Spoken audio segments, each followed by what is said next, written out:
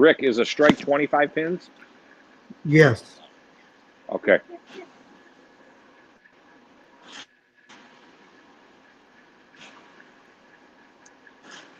All right, welcome everybody. Sorry for the delay. Huge apologies. We were trying to get our sound issues worked out, and I think we got that. EJ and Rick and we all three can hear each other. So let's all keep our fingers crossed to hopefully we'll continue to be able to communicate.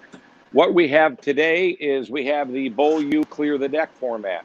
And basically the Clear the Deck format is very simple. It's frame by frame scoring. A strike is 25 pins. And there you have it up on the screen. So we'll be using that format. EJ and I are going to continue to just roll right through bowling, and hopefully today will be action-packed and you'll be able to get in our minds a little bit. We're going to try to eliminate as many pauses as possible. So EJ, any opening thoughts? No, I'm just ready to get started. Okay, so I got the quarter from last week, and call it in the air, EJ. Tails. Tails never fails every time. Tails it is. So you get to choose who starts.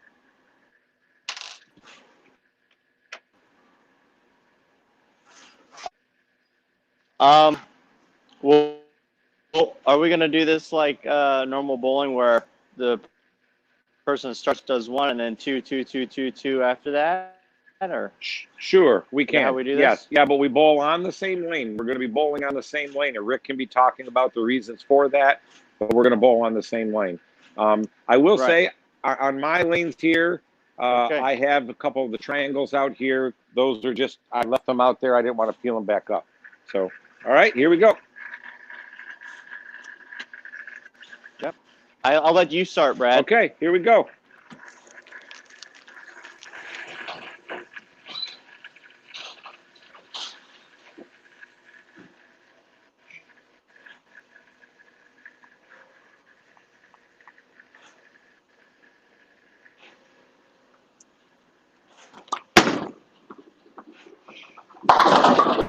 Okay, that was a good shot.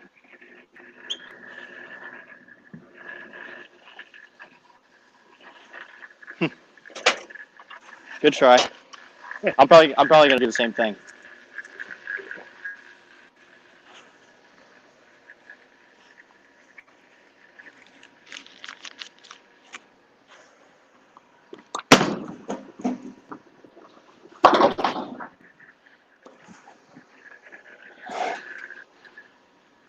Okay, so I got 18 for that frame, is what it was.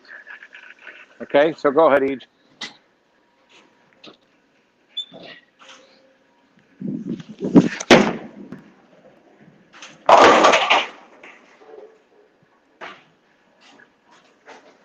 Brad, you might want to tell everybody about which version you're going to be using right now. Okay, the version of Clear the Deck that we're using is it's frame by frame scoring, and we will just be bowling until we have 3 opens. As soon as somebody has 3 opens, then that person is done. Whatever score they have is their score for the match. The other person, they can continue to go until they have 3 opens or until they pass the other person's score. So it's not the amount of frames that you go as much as it is the score that you attain in those frames. Okay? All right, so EJ, he got 9 spares, so we got 19 in the first frame. And then he got 25 that frame. So EJ's got, what, 44?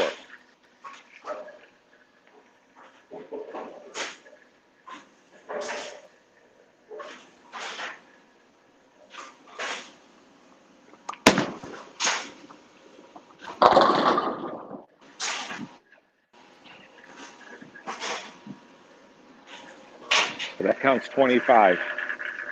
Rick, why did you come up with this format? Little mixer, huh? Not the little mixer.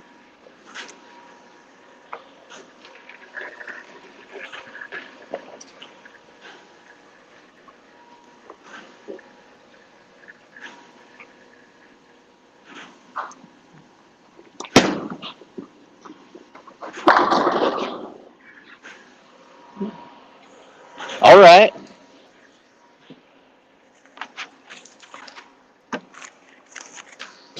Come to play this week? Did you, Brad? Actually, it just felt good to get the ball off my hand a couple shots.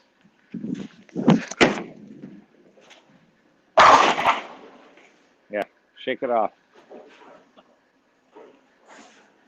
The problem is that I need the sound turned down a little bit in my ears when EJ's ball hits the pins. It's a little loud, and it's like somebody clapping right next to me really loud and making my ears ring. Yeah, it's only loud for me when your ball hits the lane, not when it hits the pins. That's because I'm trying to get the ball to enter that lane pretty. Oh, that Ooh. sucks. What'd you do? What was that, a Brooklyn? Oh, I just did that one thing. No.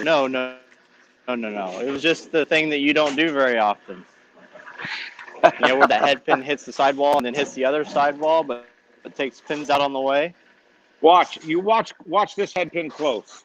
This head pin's going to hit that left sidewall. You watch.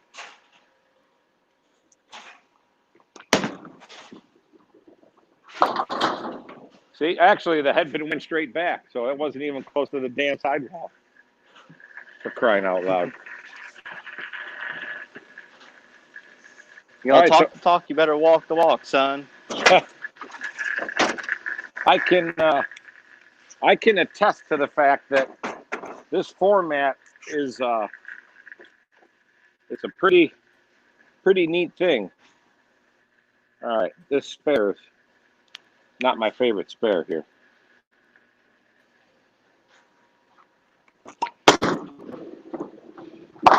All right. Was that my first shot? I think it was. So I got my second shot here.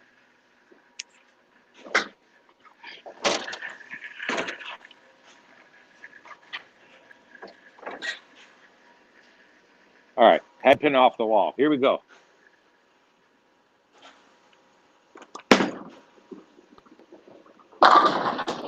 Wow. I had about 9 pins to hit the wall there at that time. The back wall. Yeah. That's okay, I guess. Now, I haven't heard anything from Mr. Rick Benoit, so what's going on? Did we go to the restroom or something? Yeah, there's that loud strike again. Great job, EJ. Thank you. Rick, are you there? Rick is here, but I'm muting because of the storm in the background. I had to move indoors. So there's too much background noise in the house. Wait, because of my storm bowling balls, you had to move? I was motivated to move inside the storm. So, as we can see, EJ's been practicing quite a bit. He's probably putting in 10, 12 games a day over there in Yeah, Bluffton. I've been practicing a whole lot. I've been putting flooring in. I've been mowing the grass, fertilized yesterday. Been crawling around on my hands and knees for a week.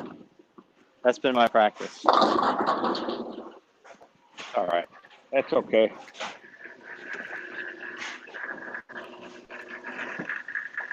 I feel pretty good that I haven't opened yet. Now that I'm starting to get loose, I'll be able to start missing the head pin more. Yeah, that 10 and 12 games you were talking about was about 10 or 12 shots before we started. I know. Uh-oh, that might miss. All right. Whew. Slowed down a little too much on that one. Yep. Doing the anti-tour, I see, hooking at 2 pins. You know, it's funny. The 2-8 on tour is one of the most difficult spares to make on tour. It really is. It's only semi-easy when the lanes are gotten to a point where they're a little bit easier or walled up a little bit, maybe an easier pattern. Easy for you to say. Well, when the pattern's hard, I mean, it is a very hard spare to make because you want to shoot straight at it, but it's so hard to make it shooting straight at it.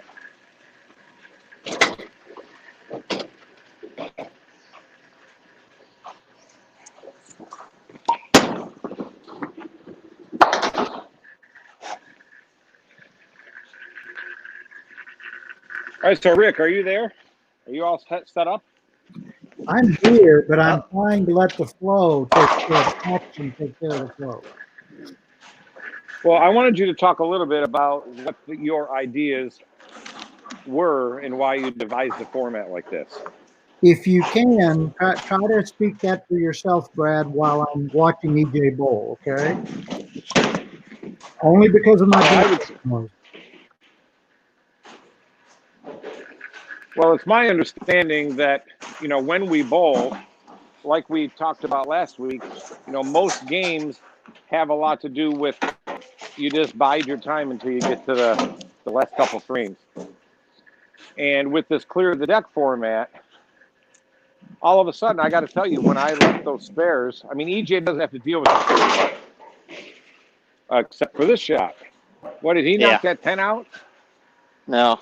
So now that there's any spare up there, it's amazing the things that go through your head when you're shooting that spare. I don't want this to be one of those that I open. So, being that bowling, for the most part, bowling has became a one-shot sport, this clear the deck format makes it the true two-shot sport. So EJ's got one open. I'm fortunate enough to not have any yet. Even though EJ struck more, I still have that ace in the hole of having one less open. Hopefully I can get one here.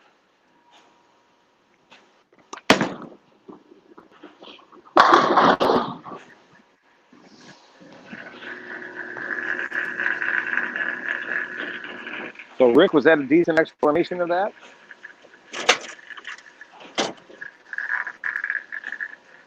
Good enough from my end. It's basically the training version. It's to get everybody, high school, college, national team, anybody who doesn't enjoy picking up spares during practice, they'll change your whole mindset. Another thing to note, yes, we all know that spares are so important. But one thing to note that because bowling has a max score, it makes the competition, like somebody can strike 4 or 5 shots in a row, and the other person has a couple of spares. Before you know it, it's almost like that guy, the guy's so far behind that it's like, well, this kind of stinks. Let me just wait till the next game. In a format like this, you're always in it. You're always in it to the end. The person that strikes more, they may have an advantage as far as number of pins per frame, but the person that can spare and fill frames, it might take them longer, but they can actually score higher.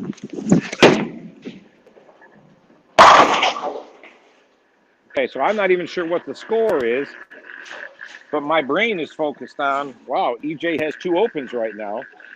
So, come on, keep taking advantage of this here.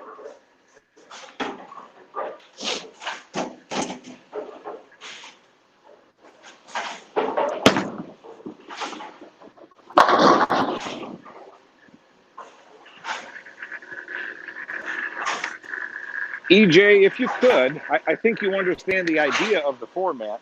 If you could, talk a little bit if there's anything different going through your mind right now that you have 2 opens.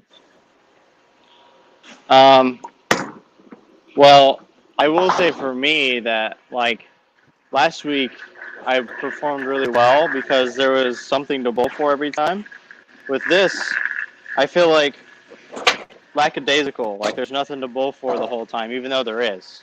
That's just the way I feel. So I get a little lazy. 2 shots, 3 shots in a row.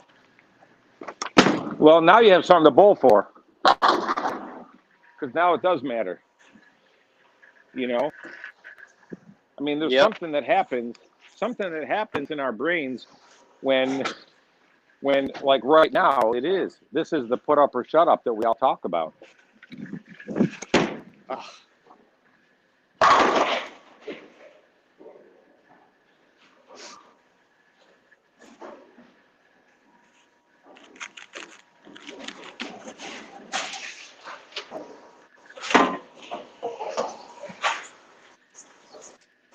I like the clear the deck format from a training point of view because it really teaches you how to stay in a similar frame of mind the whole time.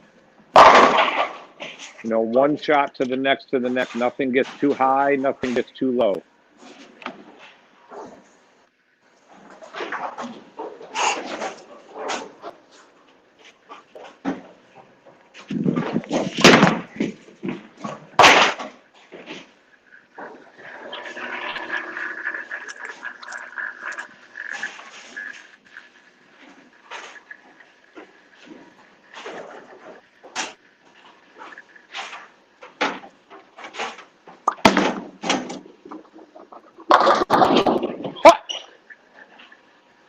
Did you get that? Did you get that, messenger? But the leaner off the wall? No. No, it wasn't the 6-pin falling into the 10. That was the head pin. I mean, that looked like I had a bungee cord attached to the head pin and the tud pin. Like that ad on Facebook for the volleyball where the person's hitting the volleyball and the bungee cord's throwing it right back at him. That's what that head pin looked like right there. I can't do that very much though, EJ. So you better. So I guess it's 1-to-1, right? Yeah.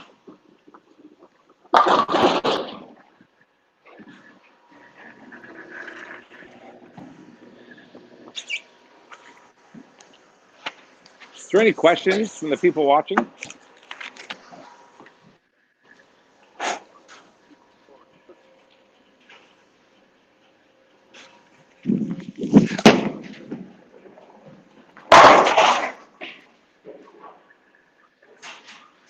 Isn't that something now that the urgency of that sudden death definitely makes the urgency higher. The last couple shots that EJ's thrown have been pretty good shots. Yeah, I'm on this lane that gets tight down lane every time. And the 5 count was a really bad shot. The 210 wasn't bad. I just had to move left. Front part of the lane went away already where I was standing. The main reason for staying on the same lane in this format or in this exercise has a lot to do with being able to follow your own transition. Just as we dealt with last week, we each still had to bowl our own use our own transition, but it was certainly a situation where that urgency really got the best of me last week, and I couldn't focus from one shot to the next to the next. Okay, good spare, EJ. Staying alive. Thank you. Staying alive. Learn shooting that spare from Walter Ray. Told me to, Well, you got to shoot heavy. Elaborate on that. Heavy. Yeah, he told me to shoot heavy on the 3-pin from as far left as possible. Using your plastic ball. So, I mean, it takes the lane out of play. You don't have to hook at it. And my percentage got a lot higher shooting that spare after I started shooting it that way.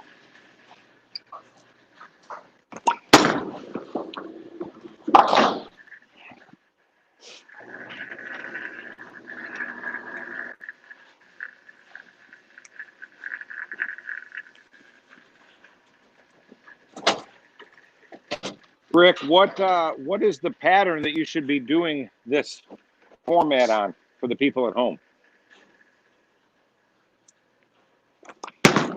Any pattern you choose. Whatever pattern you think you're the best at. If you think you're best on short, choose short. If you think you're best on long, choose long. See, if I was going to do this at home and practice on it, I would choose pattern I'm worst at.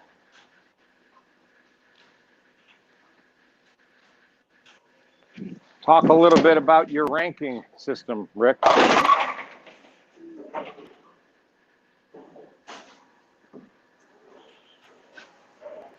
I'm trying to figure out a way to answer your question in the chat so I don't overtalk the action. So basically, what we're trying to do, and we put this in a competition format virtually, anybody from anywhere in the world can compete against anybody else. Part of knowing your game and knowing what you're the best at is a part of your game. So if you choose short because you're going on short, maybe you're competing against somebody who prefers long. That way, both of them get to choose their own pattern, and it boils down to where's the bat. So obviously, there's certainly different uses, whether it's training or competition. Now, talk about your block of 300 rankings.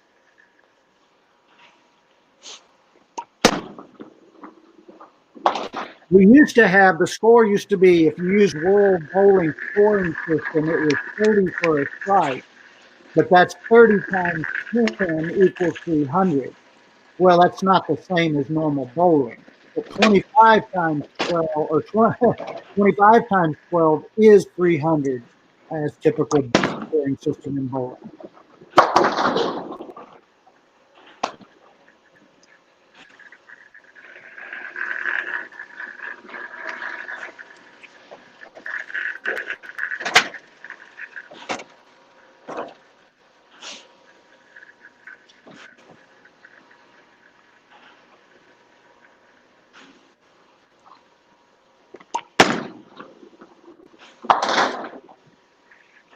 All right. 2 opens to 1.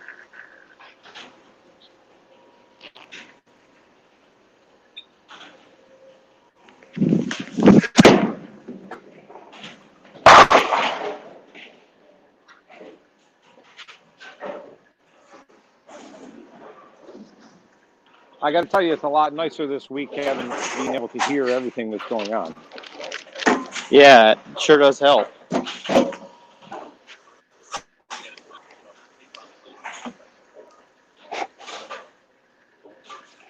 Somebody asked about the tape on the lane. No, that tape on the lane it doesn't affect much at all. Very little.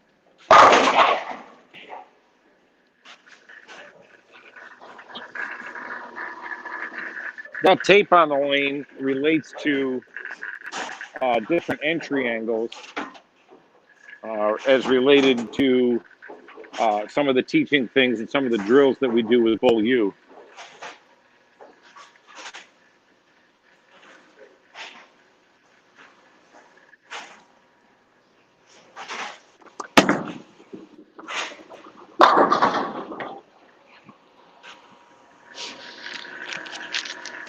Hey, Brad, looking at the score, I feel like I need to throw another frame because I think when Rick was talking, I think you jumped me a frame.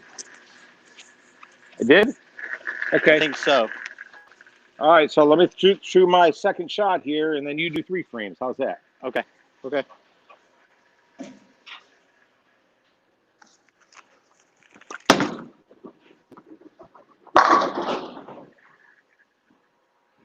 Because after this frame, you would be 2 frames ahead of me. Okay. So, get back in Josh order. probably screwed up. No. Josh probably missed one of the frames. He was probably back there talking. No, he didn't. Just so all of you know, if you don't know Josh, he's one of the easiest guys to get cranked. He gets cranked up pretty. Wait a minute. I've seen EJ make this. Not a Watch good how hard chance this here, one goes bud. down the lane. It won't be quite as hard as Osku, but I double tapped it. That was pretty I'm good. out. All right, where are we at? You won. Okay. All right, so that would be his third open, and so he would be done. And because he's done, then I'm fortunate enough to be able to win this time. Now, Rick, do you want us to do another one of this on the same lane? Do on the other lane on a fresh? Do you want us to go to the strings? You tell us what you want us to do. Let's showcase the strings version. What you just showcased was the training version. This is for high school teams, college teams, national teams, or individual athletes that really need to focus on not just the spare game, but where they get distracted. It's easily to get distracted for many, many different reasons. In bowling, you got to be able to follow your own transition. You got to see it. You got to see the signs. You have to be mentally into it. You have to, whether it's the phone ringing or boredom or whatever's going on, the reason people usually miss spares is because they lose focus. Why are you losing focus? This makes you more aware of what it is that's stepping in. Some people, they just get bored. The highest score with this is over 3,000. Imagine what you're going to feel like when you get up there around, 1,500 or 2,000. Things start to creep into your mind that you may not even be aware of.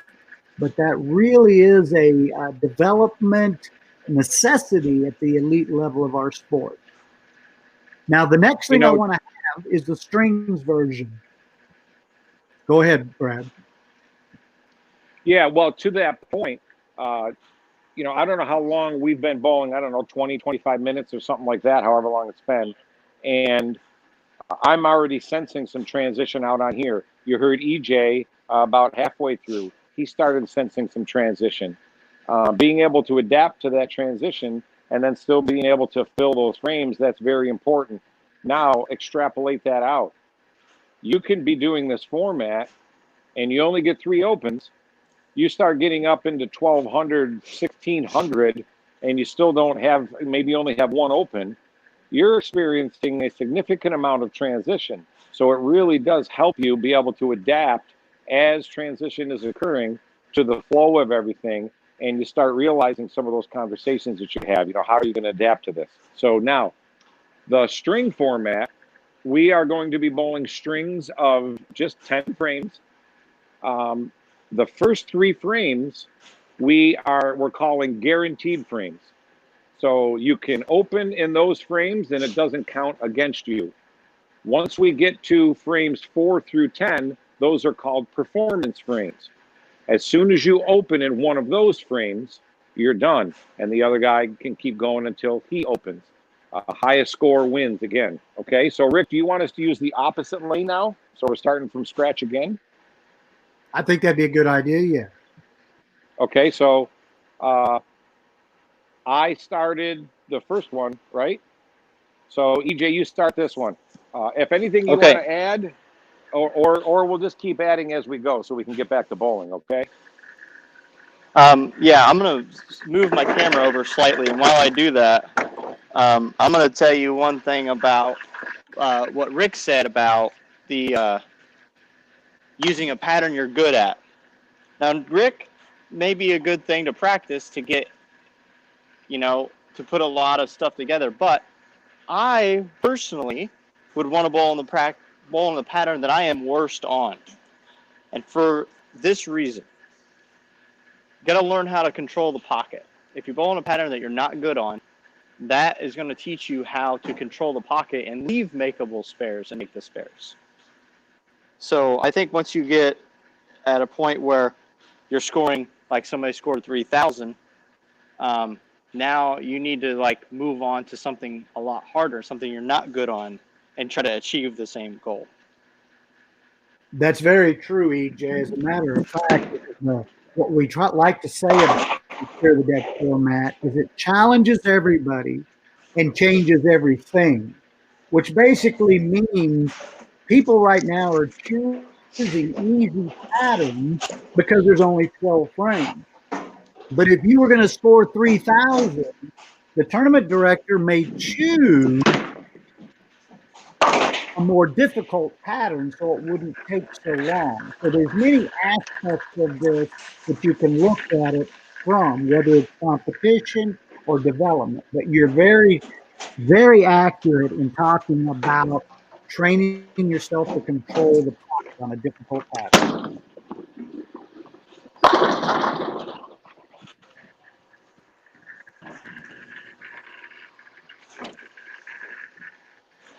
I have done this format quite a bit. We had a 3-man Baker clear the deck match, and we did it virtually against a 3-man team from down in Texas, and that was a lot of fun. So there is something to say about all the different versions of this that you can do.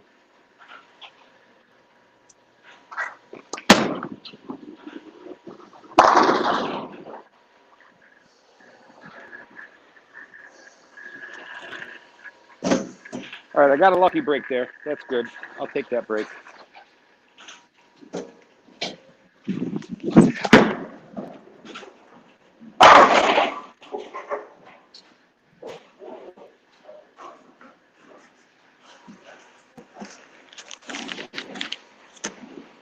When you're seeing my ball go down the lane, like my ball hits the lane, you could run out and grab a Pepsi and then come back and watch mine hit the pins. I'm sitting here watching EJ. I hear it hit the lane, and then like a half a second later, I hear this loud crash in my ears here.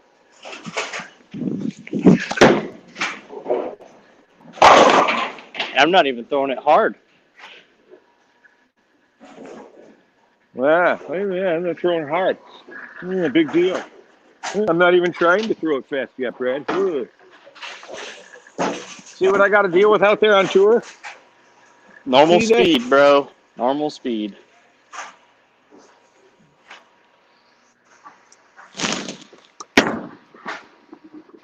I'm actually throwing it a little faster than my normal, I would call normal speed. I'm trying to keep my angles really shallow.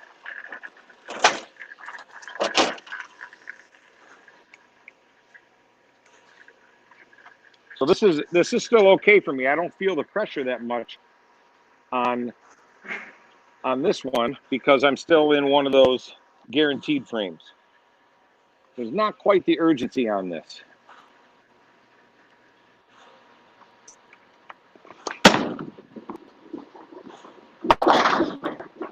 Whoa.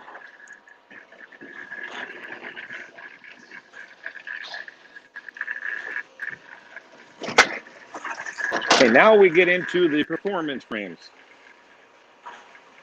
So now whoever opens, that's the end of the string.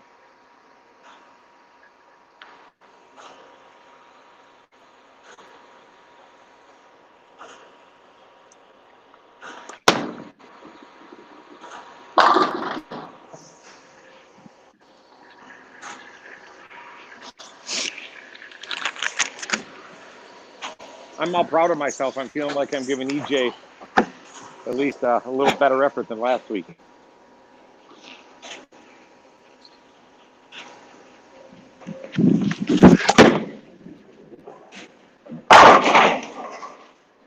Holy crap, is that loud? 16 pounds. EJ, Makes a different sound. Is this like golf where they put a microphone at the bottom of the hole so when the ball falls in, it sounds like, the ball's crashing into the hole? You got a microphone right there next to the pocket or something? No, my microphone's actually outside. You're hearing it from outside the building.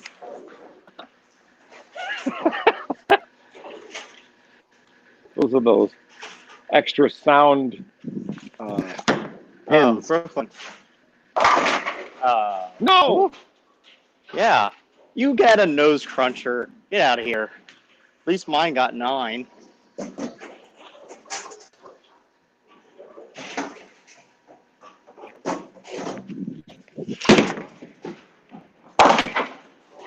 Okay.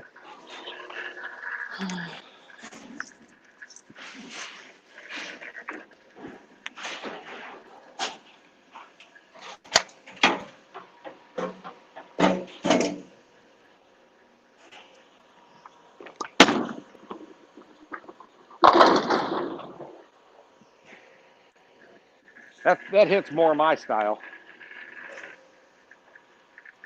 Yeah, I can tell. Nice and soft. It doesn't hurt anybody's ears. Ball still comes right back every time, though. Well, not every time. But.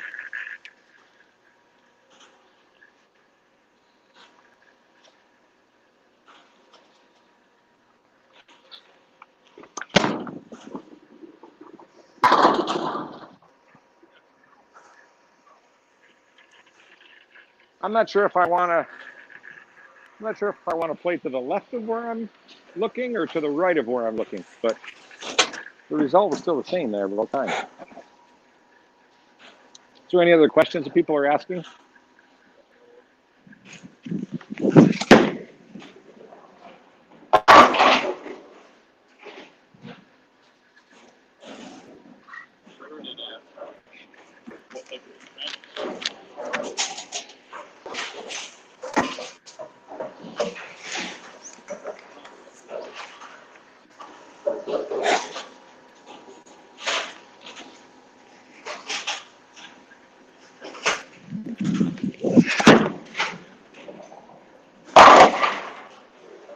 Yikes.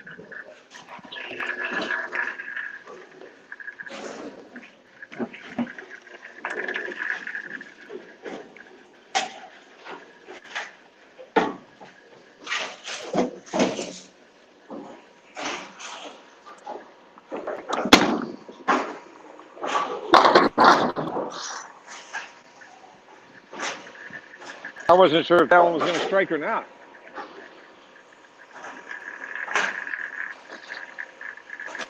That was the best shot, though, that I've thrown on this lane.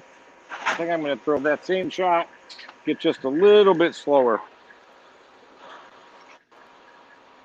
Just a touch.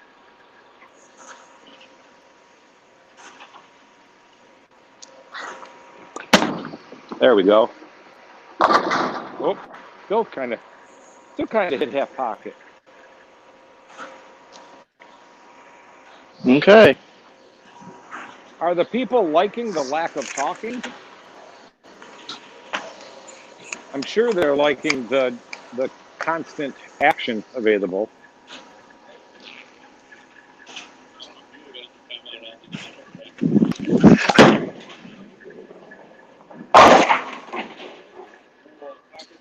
What was that? Oh, 7-10 again.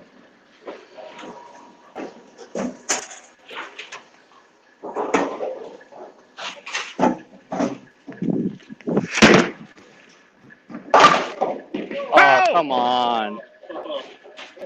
Holy cow. All right, so what's the score here? What do I got to do?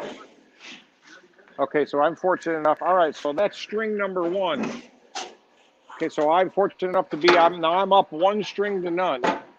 And now we'll go to the next string immediately because I was already ahead in pins. EJ started the last one. So I will start the first one. EJ, that was a pretty good attempt at that, I got to tell you. Yeah. Well, you have AMF machines there, correct? Like 8270s? Yep. Okay. So one thing I always do on machines like that, there's actually a little strategy in shooting. If you notice, when I left the 7-10 on the right lane, I shot at the 10 pin. When I left the 7-10 on the left lane, I shot at the 7 pin. Well, the backstops on these machines, I don't know if you guys can see me yet. I'll come over here. The backstops on the machines, they point in like this to the center, to the ball return. So on the 10-pin side over on the right lane and the 7-pin side on the left lane, the backstop's actually closer to you on these particular machines. Now, Brunswick machines, they're dead flat, so it doesn't matter which side you shoot.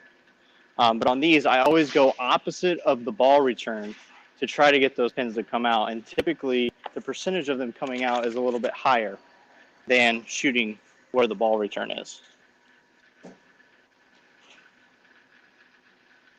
There used to be a guy back when we bowled the high roller back out at the showboat. He would bet anybody that he could make 3 7-10s out of 100 frames. So he'd pay a guy to go down there, and he'd take whatever you wanted and bet whatever you wanted. Might have been just two times out of 100. And now he did it every single time within 100 shots of making the 710. Yeah, and especially if you get on a lane that you know the pins fly on, makes your chances even better. Oh, is that Stone 8? 4-9. 4-9. Luckily, it doesn't matter. Yeah, that's good. That's in one of the guaranteed frames. I'm gonna make it anyway. Nope.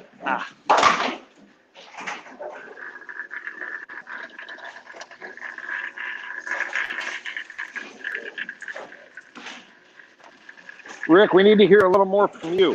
I know you're trying to remain silent, but I think you can shed a lot of insight into what you perceive is going on. Well, I'm doing two things, Brad. I'm actually over on the 10 in the Pit page, putting messages in the comment section just to get people. Okay. So I'm trying to let them listen to what you guys say. And if you want to ask me a question, that's fine. I'd be more than willing to. Sure. Yep. Okay, so I didn't know he was doing that, everybody. So I think that's great. You have the ability to have a direct resource, a direct link right to Rick. It's a pretty special hour.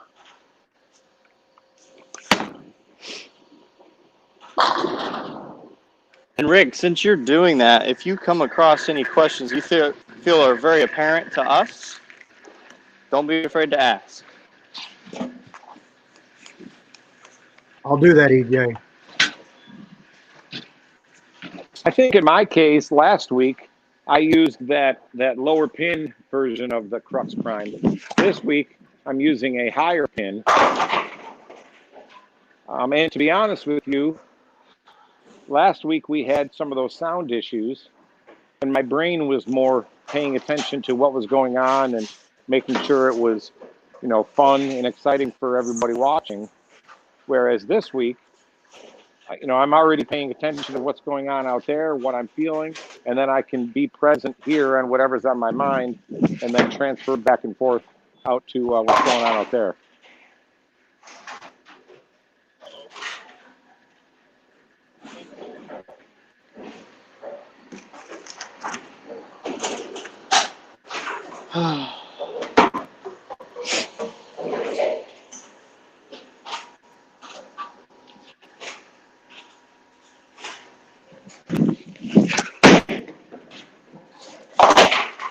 Wow, great spare, EJ. Thank you. Okay, I need to ask something. I need to pause, and I want to ask EJ a question. On that particular spare, I know during competition, I know you make a high percentage of that particular spare, the 3-7 combinations. Number one, is there a particular way that you shoot that relative to what you were doing on your strike shot? And then number two, because you knew this was clear the deck, was there a little different type of mental anything that you had to overcome when you stepped up there, knowing that it was a performance frame, that it could be the end of the string? So just answer those two questions as I'm throwing my shots here. So normally, like on tour or whatever, I always move typically a dot left of where I'm standing. If I'm not too far left or lofted in the gutter already, and I will typically I'll just tuck my pinky a little bit and I just try to spin it right at the 610 and just get the ball to just tip, and typically throw it a little bit harder, loft it down the lane a little bit, so it just kind of hydroplanes right at the 610. I just want to tip down lane to hit the 3 into the 7. As far as like this situation, that spare I feel is a very high percentage spare for me. So I'm always trying to make it. When I leave it, I feel like I can make it every single time. But but I'll use in this situation, yeah, you have to make it. But my mindset's still the same. I always feel like I have to make it because it is such a makeable spare for me.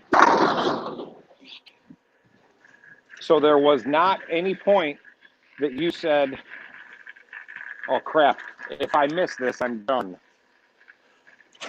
Well, even when I'm bowling on tour and I leave that spare, I feel like if I miss it, I wasted 10 pins. So it's the same mindset right now. I feel like it's either wasting the match or wasting pins. It's the same because I feel like I should make it every time. Now I find that interesting that you just heard what goes through EJ's mind right out in the heat of the battle, and I'm glad EJ answered that because that's the mark of a champion. Oh, how many times I can't tell you how many times when I was, cutting my teeth in the sport and learning how to win and be successful, that in those situations, my mindset was more on, holy crap, don't miss this. Come on, you got to make this. And whether that's positive or negative, that conversation was different than what I would normally have. And as EJ talked about, no, it's just the 3, 6, 7, 10. I always go for it. No matter what, I always go for it. Yep. So he still has the pedal down, and he's being aggressive. And the conversation was nothing more than, all right, this is another shot. So great answer, EJ. And honestly, that's what I was expecting from you. But I wanted other people to hear so that maybe they can use that as a reminder when they're bowling competitively. When you get in that situation, it's nothing more than, this is another shot. I have to execute this shot as well. Mm-hmm. EJ, yes, sir. Here's a question from Chris Beckett. See that EJ is playing the pattern more from the left side of the lane. How does he follow transition once this pattern breaks down? EJ, you have not one more be, shot as well. Any different. Oh, do I? Yep. That's Sorry, okay. I thought I already went.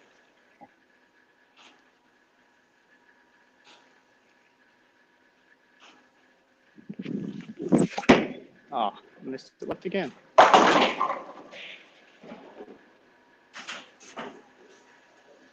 You got away with it, though. That's okay. Yeah. So as far as the transition, I'm probably not going to see, much different than what Brad sees. It's just from a different part of the lane. And that's just, when I see my ball start to hook early, not hooking down lane, that just tells me I got to move left because, the front part of the lane's gone away.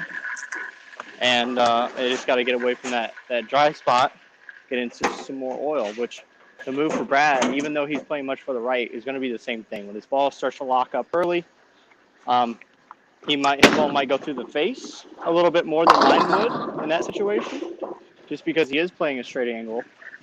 But his move's still going to be to get on the inside or to the left of the track that he's created, so that he can use that as hook the correct way. Maybe in the mid part of the lane instead of in the front part of the lane.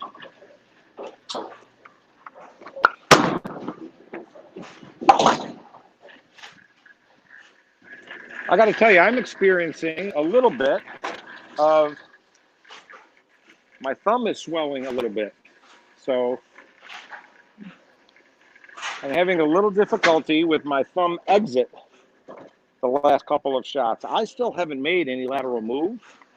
I still feel like there's plenty of oil in the front for me. That's a bad shot.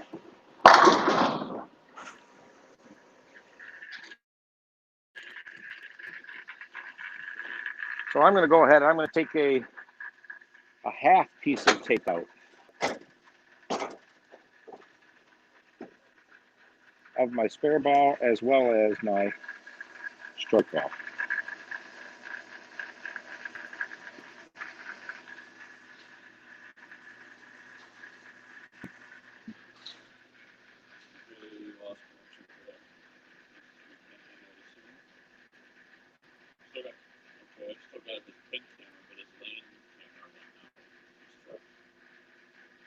I went out completely. I'm here. Okay, maybe he did. Rick, are you still there? I'm here. I can hear you. Okay. It shows EJ's is muted. No, EJ's not muted. Sorry about that, guys.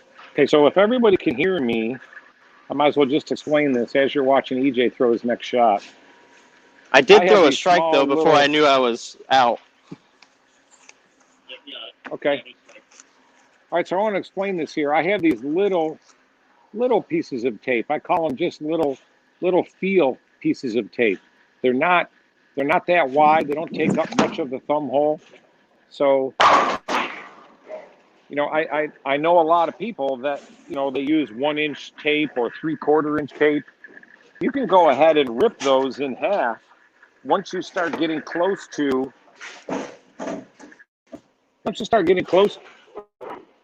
the feel that you want. Then you slide that half piece of tape in, because now it won't feel that much different, but I'll have that little different feel in the ball to be able to get my thumb out. EJ, how much tape do you use in your thumb hole? I use several pieces most of the time. My thumb does go up and down quite a bit. Right now I've got, I think 3 pieces of tape in my ball right now. And I had to add one when we started today. My thumb was a little small. It still feels good, but I do use 1/2-inch pieces of tape as well.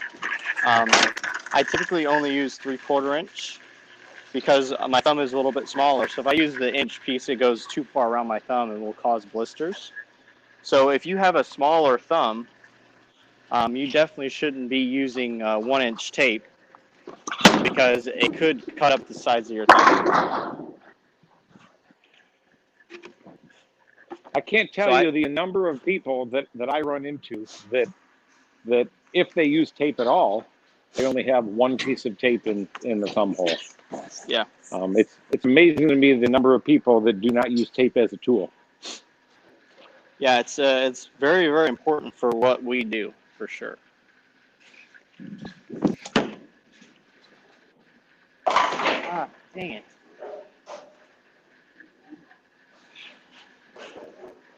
Okay, so EJ, just to recap, you move farther left, you kind of change your ball roll a little bit, you throw it at the 610. Yep. Yeah, I just kind of spin it right at the 610.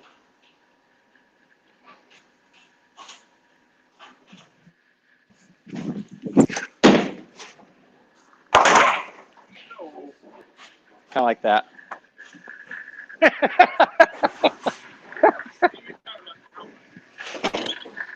Is that his second shot? That was my first one. I got a bowl of 10th, right? Hey, I made it through a whole game. That's pretty good. That's pretty good. Finally. So, Rick, in this clear the deck, this is his 10th shot of the string. Is it necessarily the 10th frame? Does he get 3 shots in the 10th to get the extra wood in the 10th?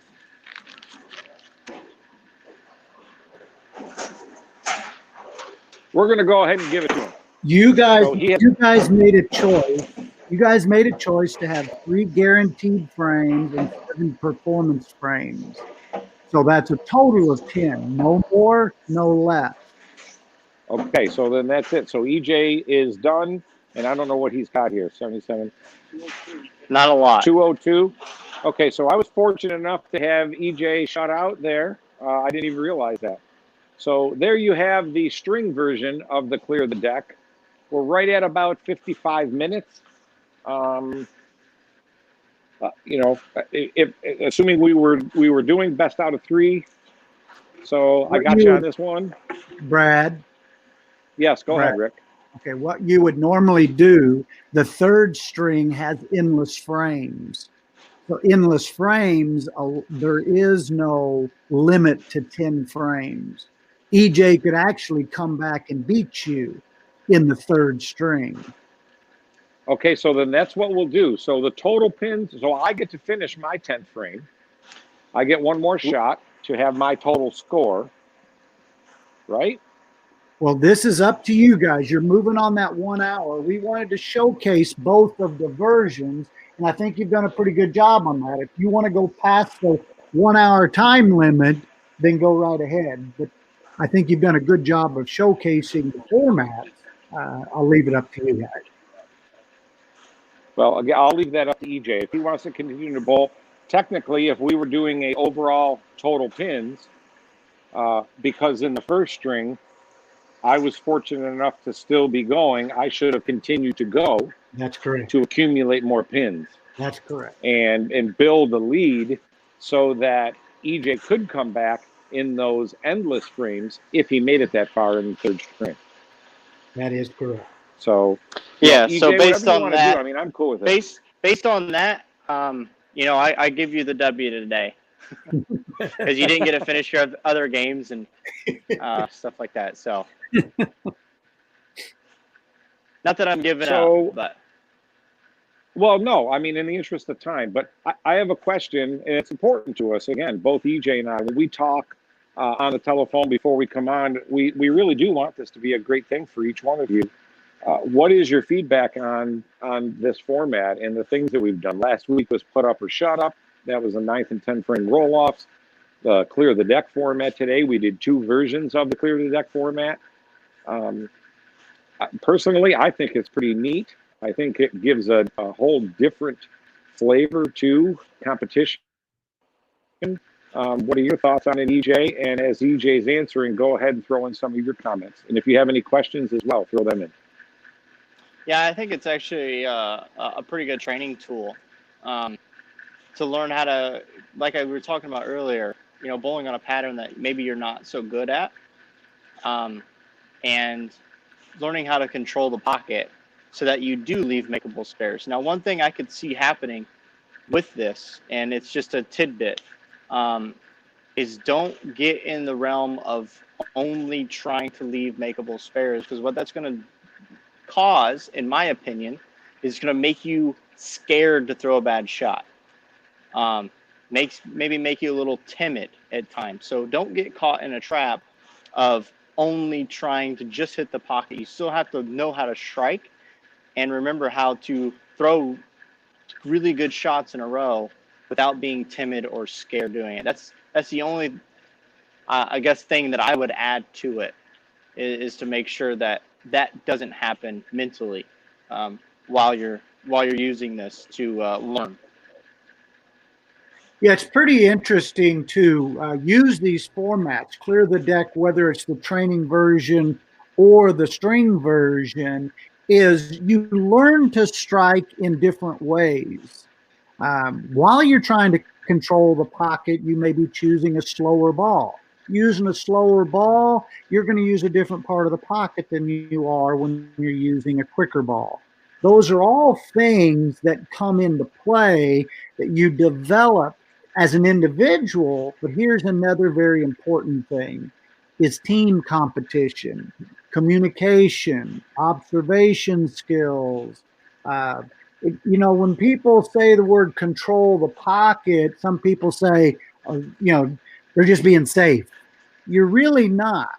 It's Brad's style of game has allowed him to develop what his version of controlling the pocket is. Brad, if you can explain what controlling the pocket is to you, and then EJ, if you can explain what controlling the pocket is to you, I think you would find out that they're not the same. So Brad, you first. Yeah, well, as far as controlling the pocket, if that is my goal, then to me that means I'm going to need to use more shallower angles. For me, because of my lower rev rate, I still want to use a higher friction ball, but I don't want my angles through the front being too left to right, because as transition is occurring, every move that I make is taking transition into account.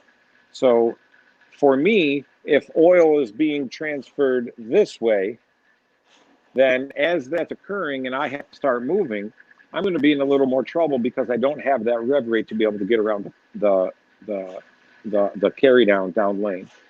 Of course, as the front breaks down, I might choose to migrate a little bit left. But there's a wide assortment of other moves that I can make, whether it's grip changes, maybe it could be ball changes, layout changes, speed, rev rate changes, all of those sorts of things. Out on tour, as I have to start moving left, I immediately start running into all of the EJs, Tommy Jones, Kyle Troops, Belmo, all of those guys. As I'm migrating to the left, I'm running into their laydown.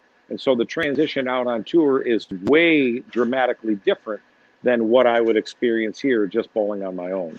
So controlling the pocket is shallower angles, stronger balls, lower rev rate, stable axis rotation, and then just trying to pay attention to that feel that I'm feeling with my grip tensions, and then just try to make good quality shots. Yeah, and yeah, for me, it, controlling a pocket can mean so many different things to me. It all depends on the type of pattern that we're bowling on. If we're bowling on something really long, then yeah, bigger bowling balls, shallower angles is what's going to allow me to control the pocket a little bit better. If we're bowling on something a little bit shorter, under 40 feet, for me to control the pocket, it's going to be typically medium bowling balls and more open angles because my rev rate's so high. If I try to shut my angles down on a shorter pattern with a bigger ball, it's when I miss, if I do miss a little bit right, it tends to skate. And if I miss a little bit left, it tends to really overhook. So it just depends for me. Like I said, it depends on what we're bowling on. What I actually am trying to do to control the pocket. One of the examples I like to use are comparisons between his early development years of Tommy Jones and Michael Fagan. They both came out at a similar time. Michael Fagan was on the Brunswick staff, and obviously Tommy was on Ebonite's staff. Tommy always played the skid. He stayed in the oil and let his ball skid much further down the lane. Still a high rev rate player, Michael Fagan chose to get slower and get it to the dry sooner, covering more boards with an earlier break point.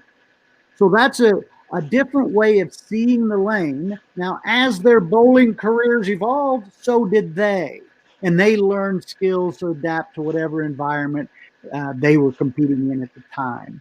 But expressing that and listening to Brad and EJ explain how they see the lane is very valuable. There's more than one way to play the lane. Learn to find your uniqueness and take advantage of your uniqueness. Can you expand on that for the last thing of the day, Brad and EJ? Your uniqueness and expanding upon that uniqueness. Well, there's no doubt in the era that I grew up in, closed shoulders, we didn't have a wide variety of bowling ball options. And so, because of that, there was a whole lot of different feel things that you just had to learn to manipulate bowling balls. And over the years, I think my uniqueness has been in maximizing those little subtle feel things. Now, it's not that EJ doesn't do them. Certainly he does, or he wouldn't be as great as he is. But I think my uniqueness is, okay, I have the medium to low rev rate. But through the help of Bowl U, I've learned to understand different distance zones, friction zones. And I think when I get to do what I like to do, my uniqueness, yeah, I'm pretty tough to beat. And that uniqueness for me is being able to get slow, as long as there's enough oil on the lane to get the ball down the lane. I can be pretty tough to beat. The challenge is that by the time I start moving left with that lower rev rate that I have to get too slow, and then my ball doesn't hit down lane. So my uniqueness doesn't come into play that much on tour as much as it used to early on in my tour career. So EJ? Yeah, I think the thing that probably helps me the most is just my ability to manipulate the ball roll and understanding the ball motion, maybe not just watching myself, but other players and seeing what the ball is doing, and really have an understanding what the lane's doing to help me decide what I'm going to do with my hand. I think that understanding of what's going on, majority of the time, obviously we can't get it right all the time, but the majority of the time, I think that's one of the biggest advantages that I have is just that understanding of the game of bowling itself, and the things that you have to do to get the ball to go through the pins correctly, to strike as much as possible. And I think, like I said, I think that's really what helps me separate myself maybe from other players. You know, if I could elaborate on that, for everybody that is watching right now or will watch throughout the course of the week, if you don't mind, rewind that last 2 minutes. EJ, believe it or not, you just used all of the things that we teach in Bowl U. Observation skills first, how the ball goes through the pins, coming up with a strategy next, lane play strategy. What is the lane yielding? Where do I want to be playing? And then, and only then, deciding what you're going to do physically to match up to the strategy that you chose. Too many people decide, okay, this is how I throw the ball.